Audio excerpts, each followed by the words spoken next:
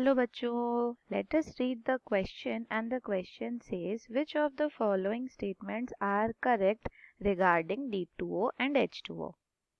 Statement 1. D2O reacts with Al4C3 at a faster rate than does H2O. Second statement, the freezing point of D2O is higher than H2O. And the third statement is NaCl is more soluble in D2O than H2O. And fourth statement is ionic product of D2O is smaller than that of H2O. तो आपको बताना है which is the correct answer using the codes given below. Option A both 1 and 2 statement, option B 1 and 3 statement, option C 2 and 3 statement and option D 2 and 4 statement. तो इस question को करने से पहले समझ लेते हैं इसके की कंसेप्ट को, और की कंसेप्ट में आपको समझना जरूरी है कि D2O क्या चीज है. वेल D2O में जो D है that is your deuterium. Deuterium, और ड्यूटीरियम क्या होता है? It is the isotope of hydrogen. Isotope of hydrogen, generally it is the heavier isotope of hydrogen. अब हमें पता है हाइड्रोजन का अगर आप एटॉमिक नंबर बोलते हैं तो that is 1 and mass number is also 1. वेराज अगर ड्यूटीरियम का देखें तो इसका एटॉमिक नंबर तो सेम रहेगा since it is an isotope. तो चेंज क्या होता है? इसके मास नंबर में चेंजेस आता है दैट इज इक्वल्स टू 2. अब ये मास नंबर क्यों चेंज होता है? क्योंकि अगर आप इनके नंबर ऑफ प्रोटॉन्स और न्यूट्रॉन्स को चेक करेंगे तो नंबर ऑफ प्रोटॉन्स और न्यूट्रॉन्स ही मिला के आपका मास नंबर क्रिएट करते हैं, राइट? अब नंबर ऑफ प्रोटॉन्स तो दोनों में 1 ही होगा क्योंकि आपके पास एटॉमिक नंबर क्या है? 1 है. लेकिन अगर आप नंबर ऑफ न्यूट्रॉन्स की बात करें तो न्यूट्रॉन्स आपके प्रोटॉन में यानी H11 में नहीं होते, लेकिन ड्यूटेरियम में आपके पास एक neutron is present. As a result इसका जो मास है वो हेवियर होता है, और हेवियर मास होने की वजह से इसके फिजिकल प्रॉपर्टीज में चेंजेस आ सकते हैं. तो इसीलिए आपको याद रखना आइसोटोप में फिजिकल प्रॉपर्टीज चेंज, लेकिन chemical properties are almost similar. अब तो इसमें हमको जो दी गई हैं प्रॉपर्टीज उसमें हम चेक करेंगे फिजिकल और केमिकल प्रॉपर्टी, एंड अकॉर्डिंगली हम लोग डिसाइड करेंगे कि क्या हो सकता है और क्या नहीं हो सकता है. ठीक है, तो आपका जो फर्स्ट स्टेटमेंट दिया गया है that says D2O reacts with Al4C3 at a faster rate. तो रिएक्शन क्या है पहले वो देख लेते हैं. जब आपका D2O रिएक्ट करता है Al4C3 के साथ तो ये क्या करता है? ये आपका हाइड्रोक्साइड बनाने की कोशिश करेगा. वेल यहाँ हाइड्रोजन नहीं है तो ये उसका ड्यूटीरिएटेड पार्ट बनाता है. तो ये बनेगा AlOD3 और इसके साथ बनेगा आपका CD4. ओके, तो ये मीथेन वाला पार्ट जैसे हमारा CH4 बनता है वैसे यहाँ पे CD4 बनेगा. अब होता क्या है, इसकी स्टेबिलिटी CH4 से तो काफी कम है, इसीलिए ये प्रोसेस या ये रिएक्शन फॉरवर्ड डायरेक्शन में इतनी जल्दी नहीं जाता. As a result this reaction is slower. तो हम लिख सकते हैं this reaction is slower as compare to H2O. तो अगर मैं यहीं D2O की जगह H2O यूज करके ये रिएक्शन करती तो आपको ये रिएक्शन और जल्दी फास्टर मिलता. तो अगर आप इसको बैलेंस कर देंगे this reaction is 12D2O 4AlOD3 and CD4 की जगह आपको यहाँ पे 3 रखना है. तो देख रहे हैं, तो इसकी स्टेबिलिटी की वजह से आपको ये रिएक्शन स्लोअर मिलेगा, क्योंकि यहीं पे अगर H2O यूज करते तो आप इसकी जगह पे क्या बनाते?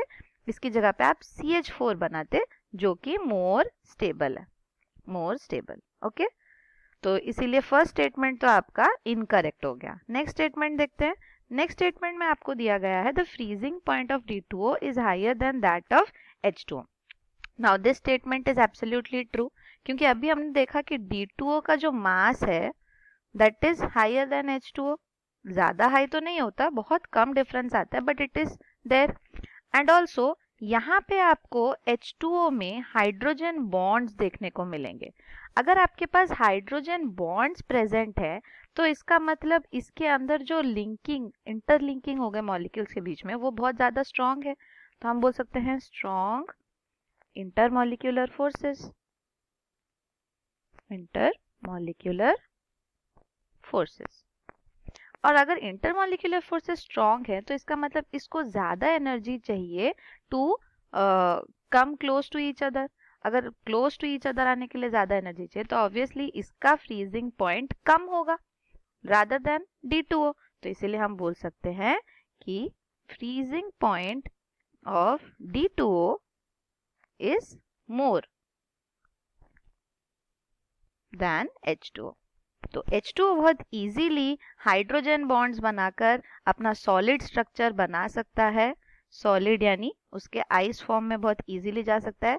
वेयरएज D2O को अगर आप आइस बनाने की कोशिश करें so that will be difficult. Also यहाँ पे एक और कॉन्सेप्ट होता है कि जो हीट ऑफ फ्यूजन होता है जिसको हम रिप्रेजेंट करते हैं डेल्टा एच एफ से या FUS ऐसे लिखते हैं।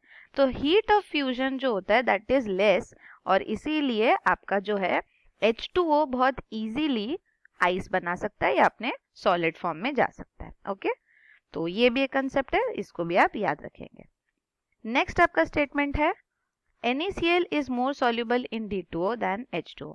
तो ये स्टेटमेंट के लिए आपको जानना जरूरी है डाइलेक्ट्रिक कांस्टेंट का कॉन्सेप्ट। अगर डाइलेक्ट्रिक कांस्टेंट एक कोई भी सब्सटेंस का ज्यादा होगा then it will act as a good solvent. अगर यहाँ लिख सकते हैं डाइलेक्ट्रिक कांस्टेंट हाई, तब हम उसको बोलते हैं it is a good solvent, क्योंकि वो इजीली सॉल्यूबलाइज कर सकता है दूसरे सब्सटेंसेस को या कंपाउंड्स को। अब डाइलेक्ट्रिक कांस्टेंट अगर आप कंपेयर करेंगे D2O और H2O का, तो H2O का डाइलेक्ट्रिक कांस्टेंट ज्यादा होता है D2O से। इसीलिए फिर क्या है, अगर आप सॉल्युबिलिटी की बात करेंगे तो H2O की सॉल्युबिलिटी D2O से ज्यादा होगी फॉर NaCl। और इसीलिए आप देखेंगे कि जैसे ही आप अगर वाटर में नॉर्मल H2O में डिसॉल्व करने की कोशिश करेंगे NaCl, that will be easily soluble, whereas D2O will not be that easily soluble। इसलिए ये स्टेटमेंट भी आपका इनकरेक्ट था कि जहां बोला गया था D2O में ज्यादा सॉल्युबल है। Now next statement is ionic product of D2O is smaller than that of H2O। तो इसको जानने से पहले आप जान लीजिए व्हाट इज आयनिक प्रोडक्ट। तो आयनिक प्रोडक्ट क्या होता है, it is the product of the ions of a solution. तो एक जितने भी आपके सॉल्यूशन में आयंस होंगे एक पर्टिकुलर कंपाउंड के, उनका जो प्रोडक्ट होगा that gives you the ionic product. तो यहाँ लिख देते हैं product of ions in a solution. अब ये सॉल्यूशन जो है वो सैचुरेटेड एंड अनसैचुरेटेड दोनों हो सकते हैं।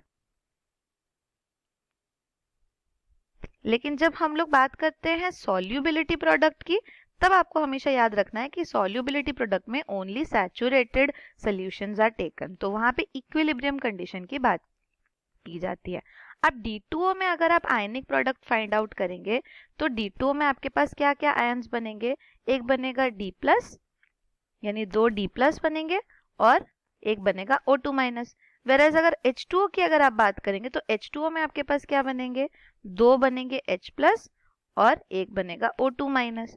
अब इनका जब आयनिक प्रोडक्ट निकालते हैं आप, तो that comes somewhere equal to 1 × 10⁻⁻14। Whereas D2O का आयनिक प्रोडक्ट कितना होता है, बहुत ही ज्यादा डिफरेंस तो नहीं आता, एकदम मिनिमम डिफरेंस आता है, और ये है उसका डिफरेंस 0.3 × 10⁻⁻14। तो 1 और यहाँ पे 0.3, तो सिर्फ बहुत एक माइन्यूट सा डिफरेंस आता है, और वो भी इसलिए क्योंकि D+ जो है वो आपका हेवियर आइसोटोप है, तो इसको बनने में थोड़ी सी प्रॉब्लम होती है because of the presence of its neutron. As a result आप देख रहे हैं कि H2O का आयनिक प्रोडक्ट इज हायर। तो इसीलिए ये स्टेटमेंट आपका करेक्ट हो गया कि D2O का आयनिक प्रोडक्ट इज स्मॉलर। तो इस हिसाब से हमारा statement number 2 and 4 are correct. So our final answer will be option D. Both 2 and 4 statements are correct. So hope you understood it well. All the best.